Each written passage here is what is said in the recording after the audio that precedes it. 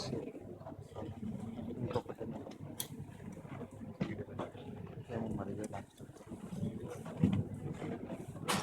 Clarity రావట్లేదురా.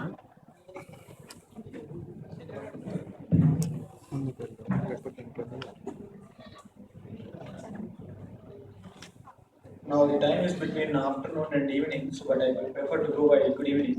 So good evening to our Vice Principal Kumar sir and the judges and other guests and my dear friends waiting for my presentation. First, right now I would like to thank our Vice Principal Kumar sir for giving us such a wonderful lunch. I am feeling so energetic to deliver my presentation, and I hope even my friends are so energetic enough to listen to my presentation. Right. So the today's given topic is public participation in eradicating corruption and promoting integrity. And I am Nikhil Nakka of BE fourth year of this college, the Department of Electrical Engineering. So this was actually this preparing for this presentation was actually a good learning experience for me, and I would like to share the things which I have learned.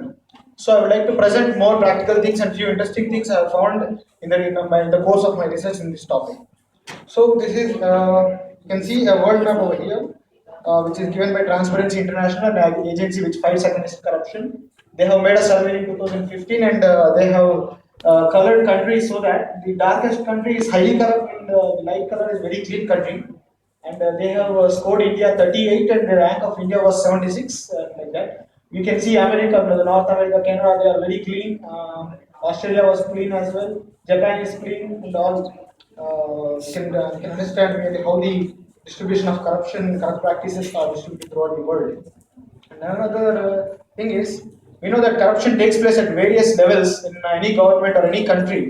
Every government has got its own bodies, institutions, or any country, its democratic system has got its own institutions. And you can see here the extent of corruption contributed by different various institutions of the government are. The highest one is political parties. As morning Nageshwar Rao sir has said that political corruption is the mother of all corruptions, and this is the proof for that one.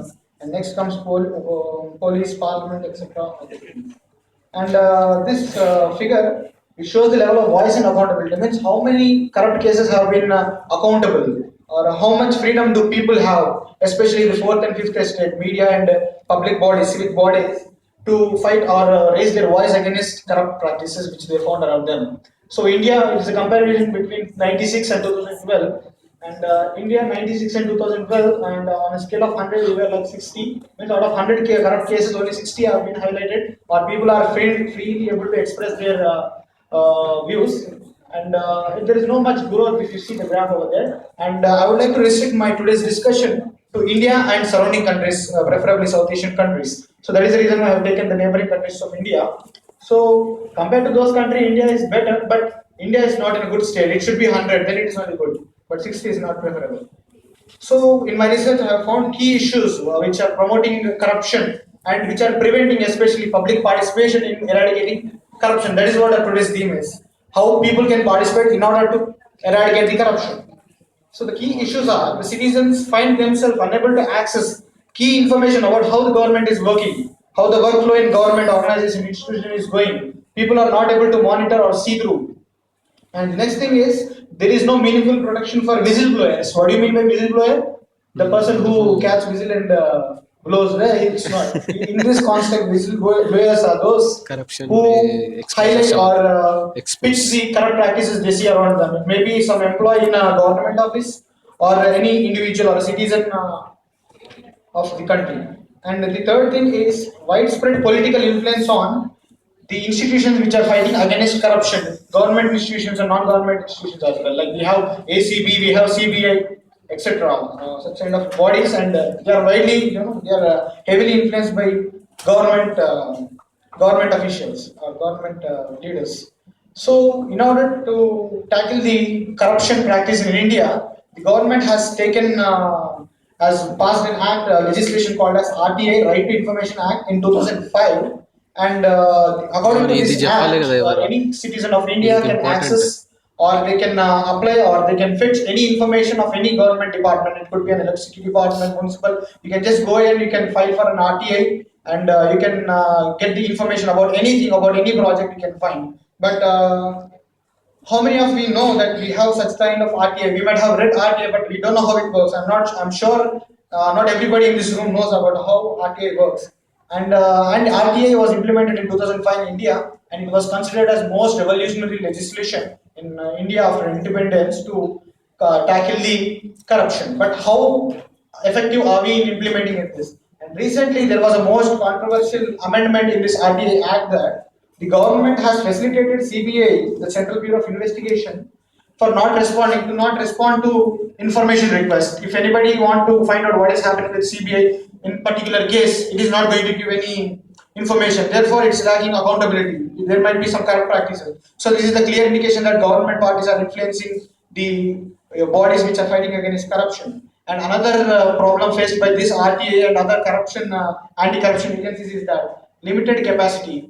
Limited capacity in the sense there are no much machinery or officials, the framework to operate, and the available officials are also not working to the required extent. So, in order to tackle this, the Indian government has appointed a civil body, a fourth estate called Information Commission, to oversee the see through the work process going through this RTA kind of institutions. But it was also accused due to failure because it was not able to take certain disciplinary actions against officials who have failed to deliver the information requested by the people on a stipulated time period.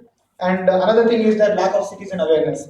They are not able to make use of the rights provided to them. No, not many people are aware. Even today in this room, I'm sure not many people are aware about this act and the advantages we can have. So, let's compare how strong is this act with India and other countries. We have the law. This law is very strong and it's so strong and it is very wide and it is having a lot of facilities. And Indian RTA Act is being taken as reference for many new countries to form their own RTA acts. And according to RTA rankings 2013, Indian RTA rank was second rank all over the world. Means we have such a well-structured RTA facility. But how effective are we implementing it? So capacity to implement the law. India has moderate capacity and citizen awareness on the law moderate, and the capacity to implement for Bangladesh is weak, and these other all countries are weak. And we have to still focus on these issues first of all, because the RTI is a wonderful act and it provides a transparency in government processes and provides information to the citizen, and it helps every corrupt practice accountable. And another thing is whistleblowers left out in the cold. Means there is no proper protection for the people who are whistleblowing. They may be threatened in any form. And according to United Nations Convention Against Corruption, the Article 33 of the convention says that any government should set up suitable laws to protect whistleblowers, and that is a must. And how many of you know that we have such kind of law in India? Yes, we do have, but it was implemented very recently, and not many people are aware. And see, it is like this. And in the countries which we are comparing, only Bangladesh and India have this, and the rest countries are like Pakistan, Sri Lanka, Nepal. They don't even have this thing, and we have this law. It is weak. The strength of the law is weak, and capacity to implement is weak because not even any government official know that this kind of act is available in our country. So this is how we are lacking awareness, and we are preventing ourselves from participating in corruption, eradicating the corruption. So key recommendations after this observations is that to make the right of information reality, it should not be restricted to words but also for deeds. And Sri Lanka and Pakistan, they must make their law first, their legislation strong, and then try implementing it in urgent in a war footing manner. And the countries which already have strong legislation must effectively implement. And we should provide enough protection for the whistleblowers. This is what we require, and we have to strengthen the independence of anti-corruption agencies and judiciary. And currently, traditionally, in order to address this kind of issues, we have certain organizations like SFI or Serious Fraud Investigation Agency, India Against Corruption, some NGOs, ACB, Anti-Corruption Bureau, CBA, and all these things. And these bodies usually they deal cases in traditional way, wherein an organization or any individual can approach them, file a case to deal such issues, and they usually submit by individuals or cases and whose data is generally not available to the public. And if we file any case, if anybody files any case on the with the ACB or some kind of institution like that, the other people or the general public cannot access. We don't have such kind of facilities. And secondly, it is a tedious or lazy process because due to lack of transparency, there is no use of such data for preventing future cases of corruption. So here lies the point of my solution or my suggestion to this thing. I would like to leverage the benefits of the latest or interesting technologies on rise today. That is artificial intelligence, machine learning, and data science. Wherein I would like to use this old data to predict future cases and provide a better way pathway. Just now, the previous presenter has shown Google search slides wherein when she typed the country's name, the Google engine search engine was able to predict. So Google engine knows that India is compared to those countries, it is corrupt. That is the reason why it is showing more options regarding corruption. That is the because of this technology which I am talking, artificial intelligence and machine learning.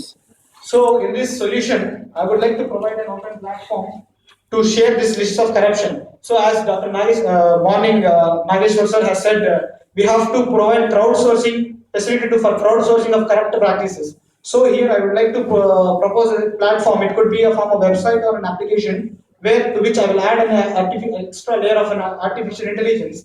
So where people can post all the corrupt practice they have been through and they have seen, and we can provide using this platform. We can provide previous data of corruptions and updates regarding lawsuits and legal assistance for tackling these cases. And individuals can upload in the form of any form. It could be text, pictures, or video, whatever it is. And we will use this advanced 12 technology minutes to identify corrupt cases. 12 minutes And and repeat. what are the advantages of the solution which I am proposing? Since it is a user-generated content about various corrupt practices, we can create a country's first catalog of corrupt and frauds we don't have till today. So to simplify we can simplify the process of this reporting, filing of petitions for fast actions to take against the actions against the corrupt officials. And we can simplify these processes and we can get enough resources to take further steps and provide legal insights and updates to individuals and businesses. And I'm an electrical engineering student, and I would like to provide a field-specific solution which is happening in the field of electrical engineering. That is a corrupt practice, that is power theft or tampering of electricity meters. For that, the world is moving towards advanced metering infrastructure, which is simply called as smart meters commercially. So I'm working on a project called Energy Hawk, which is funded by our alumni association, and wherein I'm developing an algorithm which can effectively identify power theft at any point. And this is how I would like to conclude my seminar. And thanks for patiently listening to me. And thank you. Any questions? ఏముండదు. Thank you.